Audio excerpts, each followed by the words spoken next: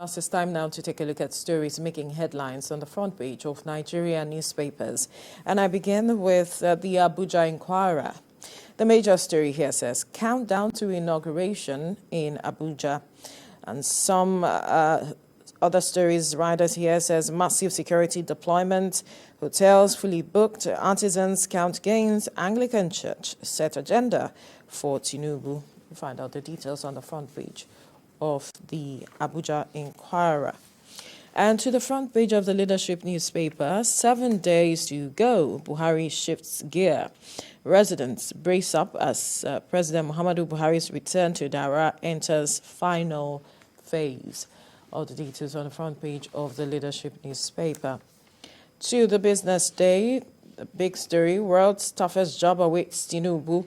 14 charts show task ahead. Big story, world's toughest job awaits Tinubu. 14 charts show task ahead. You find details on the front page of the Business Day. And today's Nigerian newspaper now, 10th National Assembly, Northwest may lose one presiding officer's slot for balancing. North Central favored based on last election performance. All the details on the front page of this Nigerian newspaper. Mike? All right, I have the first news here, and it's talking about corruption allegations. It said Northern CSO's coalition Ohaneze Youth swoop on EFCC chair Bauer and demands his resignation and sacked by President Buhari. Accuse EFCC boss of turning anti-graft agency to object of ridicule, political witch hunting, nepotism. All this you see on the front page of the first news. And then we move to Daily Trust. Daily Trust is saying 6 top sectors awaiting Tinubu's magic wand. And the magic wand is put in parentheses there. 6 top sectors awaiting Tinubu's magic wand. And experts advocate new security architecture think tank. A power grid crashes dog energy sector.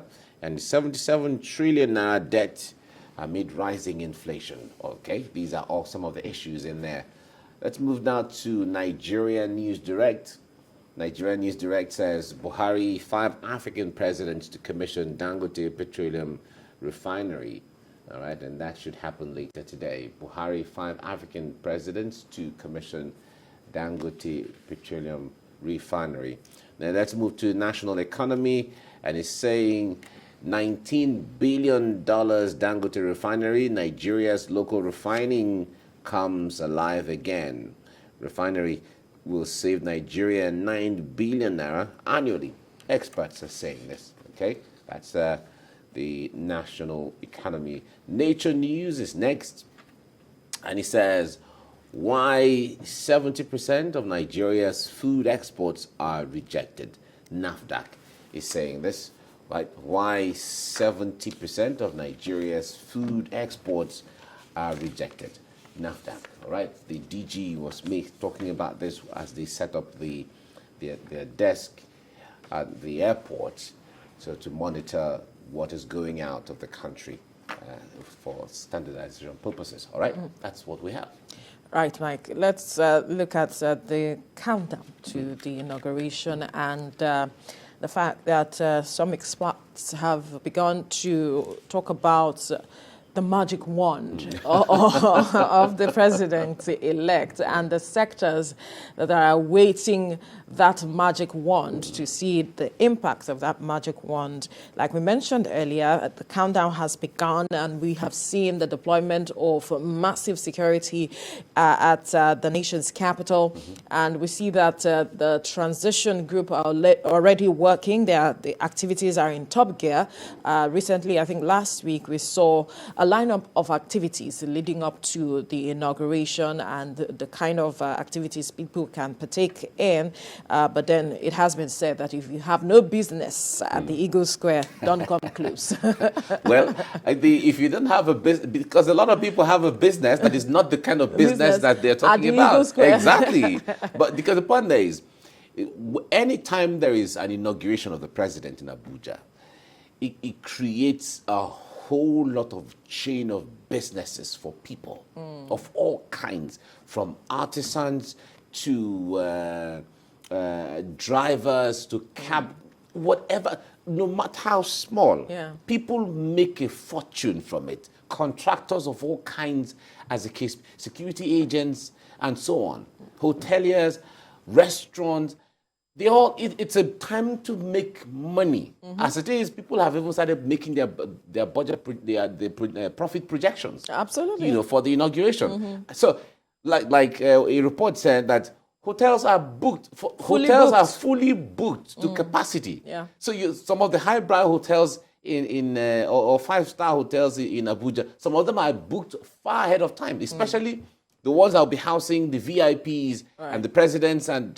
heads of government that will be coming. A lot of them are booked far ahead of time. Yes. Because if you don't do that now, you won't find any space anywhere. You know. But coming back to the issue of expectations. Yes. Now, a lot of people, that word magic wand. It's strategically used, and more so because Nigerians is what we used to say here sometimes, that Nigerians are expecting a miracle. Because the point there is, as much as one would say that the challenges of Nigeria cannot be fixed under one president or cannot be fixed under one administration. But the point there is that there has to be a template. There has to be steps taken. There has to be a foundation laying for Nigerians to know that, oh, something we've not gotten there yet, but I think we are moving. I think we are making some progress. Yes, we can see something happening. Yeah. These are the things Nigerians want to see. Nobody is saying that, oh, the moment a president is inaugurated, all the issues of education are over, and then, oh, we'll start living in heaven. Oh, every issues in health are over. We'll start living in heaven. No, that's not what the issues are. But we're saying that, for instance, if it is in education, the first budget of that administration, what is it looking like? How much money are you allocating to education? What are the plans? What are the strategies? What are the policies? You know, so these are the things. So when the president-elect in his inaugural speech, acceptance speech, was talking about the issue of working, when it comes to education, he was sure that 4 years is 4 years. 4 years is 4 years. Number two, he talked about the issue of student credit. Yes. Right? These are issues that we have never seen in Nigeria before. So the capacity and ability to introduce some of these things will go a long way to changing the way we do education, the way we approach education here. And then he also talked about the issue of this curriculum. Some of the curriculum we use have been there since the 1960s, so, 1970s, and so on. No, so something has to change in such a way that anybody who graduates from school, you are relevant to the society that you are going into. It reflects the evolving society. Exactly. Because the society we have now, has evolved. Every 10 years, societies change. Every 10 years. Because the point is, the last 10 years was different from the early 2000s, between 2000 and 2010. Now, 2010 to 2000 to 2010 was different from 1990 to 2000. Now, if you also, that's every decade, things change. So the point there is that when you're talking about using a curriculum that we've been using since 1980, 1970, 1960, is no longer relevant to what we have right now. There has to be a change. In fact, the issue of social media, digital, AI and STEM and all of that, they're changing the entire narrative. And our education system has to also reflect that modification or that change or transmogrification, as the case may be. So these are the things we have heard the president-elect talk about. And we all know, everyone knows he has the capacity to do it. But let him start immediately. Hit the ground running. That's what Nigerians want to see. How he hits the ground running. From the appointment he's going to make. Nigerians will begin to see, because Nigerians are particularly very interested in his lineup of cabinet members. Who are they going to be? What would they look like? What are their capacities, as the case may be? How soon would that? In fact, Nigerians expect that by the inauguration, let us, that day or that same week, let us have a sense. These are the names that will be sent to the National Assembly. Bam. So Nigerians wait for that. Seriously. It's even beyond education now. Talking about security, which is top on the list. On the list right now. For most of the experts. We see what has happened in recent times, especially what we saw happen in Jos and even across In the Mangu, country, exactly. in Mangu, in Kaduna, in Kaduna, in Benue. across the country. We have seen the situation on the ground, and a lot of Nigerians have been speaking to the fact that the system, the security architecture has to change. How he addresses that goes a long way. There are talks about, should we start looking at state policing because of the nature of our insecurity? Will he be embracing that? Are we going to see some changes to the heads of the security agencies? Of course. Are we going to see so many, Nigerians are just looking for a situation where they can sleep with their two eyes closed. And how he addresses that will go a long way. We expect to see the kind of matching order that former military president IBB gave to the IG of police, where he says, where is Anini? Yes. Give me Anini before a certain time frame. Otherwise, I want to see your resignation. It's as simple as that. If the commander-in-chief gives you that kind of a command, you will do everything on earth. In fact, all the schools you have been to, all the technical trainings you have been to, all the strategic training, you will deploy all of that knowledge and skill to ensure that you get this thing done. So we expect the commander-in-chief at that time, right now, to come and say, well, I give you so time frame, and I'm going to give you every resource that you need. If you don't deliver on this, I want to see your resignation on my table. If you give that kind of a command, you will see a change, because everybody will know that this man is not joking. And a command or an instruction or an order from the commander-in-chief carries all the powers, carries the weight of all the powers that you can ever imagine. So if he comes up with that kind of a body language, we're going to see a change. It is a situation where, okay, let's do this. You give a command or you give an instruction, and then it's not carried out, and nobody's asking any question. Nobody is held to account. Nobody is held to account. No, but you cannot imagine a commander-in-chief anywhere in the world will say, well, I didn't know that the instruction I gave was not carried out. Are you kidding me?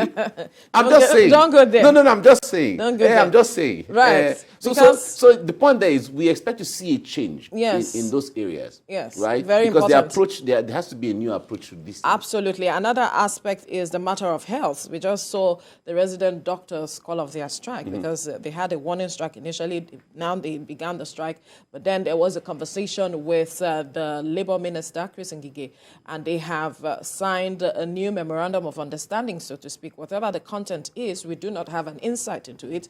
But we do hope that this incoming administration will be able to sit with these persons, to have that kind of negotiation such that we do not have this recurring matter of we had an agreement, you reneged on the agreement, our increase in salary, our increase in training, taking care of our trainings, and all of those issues will be something that will be resolved once and for all. Because it's the attendant impact on Nigerians. It's been felt. People are in the hospitals, people are dying because they are not being attended to as a result of this strike. And it's not a path we should continue on. This has been on for so many years, and we expect that the issues of strikes should be over by now. And that is what we expect the new administration to come up with. Because when it comes to this issue of strike, look into the details. There are issues of welfare. Welfare is the number one thing that makes all of these unions go on strike. Salaries, entitlements, incentives, emoluments, as the case may be. Needed condition of work, environment. The moment you create an environment where the system can work and there is a right budgetary allocation to all of those sectors, we won't have perhaps we'll be able to hit the 15% requirement. Or even more. Yes, because we have never passed, I think, 7%. We have not hit 10 at all. In fact, we have never gone past, in fact, we've never hit double digits. Yes. That's the issue. That's a fact. So we can't sustain a system. That was why when COVID-19 came, the West were saying that there were going to be dead bodies dropping on the streets of Africa, or African streets, as the case may be. It turned out the other way, where it didn't happen that way. But their measurement was that because we didn't have a functional health system, that it was the impact of COVID-19 was going to be more on African countries than the West, even though it turned out the other way. Yes. But those are realities, and it's a wake-up call We want to see a situation where these people, doctors or even lecturers, will not be going on strike because of the issue of salaries, welfare monies, package. welfare. What is all that? We should be able to raise the level. What is obtainable across the African continent? What is the benchmark? What is the best on the African continent? And that is what we should be meeting. And in fact, even set standards. Because the issue there is originally, the countries that are our contemporaries are India, Brazil, Malaysia, as the case may be. These are countries that we are at par at independence. In fact, we were even ahead of them when you put all of us side by side. These countries have gone far ahead of us. We should be able to catch up with them based on the policies, based on the programs, based on the projects that we begin to embark on. We are not saying that every Nigerian problem will be solved under 6 months or every Nigerian issues will be solved under 1 year. No, but the point there is, we just need to see the light. Let there be that progress. Let there be that foundation so that Nigerians can begin to understand. For instance, the inflation rate. If we begin to see that every quarter inflation rate is dropping every quarter. If we begin to see, even if it is 2 or 3 or 5% of the dropping in inflation rate every quarter, you will see Nigerians, they will feel it in the monies that are in their pockets. Yes. You understand? So these are the things. Crime rate, if we begin to see that the rates are dropping and then the value of the naira increasing every quarter, these are the indices. It's not a government agency coming to say, inflation rate is... Now that you are speaking about the economy, so to speak, Nigerians will be looking at, okay, let's see if this matter of Naira redesign, if we are going to continue on that. But that is one aspect that I know yes, but I think Nigerians are waiting to see. But the Naira redesign, I think this design that came out now doesn't give the Naira strong esteem at all. The older 1,000 Naira, the 1,000 Naira note we've always had, the 500 Naira we've always had, and the 200 Naira we've always had a stronger esteem than what has been designed. Well, so these things have to be looked into as we get the president-elect had said that he was going to take tough decisions. And Nigerians are waiting to see what the decisions, what those decisions will be, especially with regards to our debt burden and all of those aspects. Oil subsidy, oil theft, bringing corruption, addressing matters of corruption, holding persons to account. As we count down to his inauguration, his magic wand we'll be waiting for. So you're calling me magic wand too? That's what the papers said, though. It's not me, it's the papers that said that. It's all right. We'll wait for the wielding of that magic wand. So if it's wielded and they do it and then everything just changes. Fine.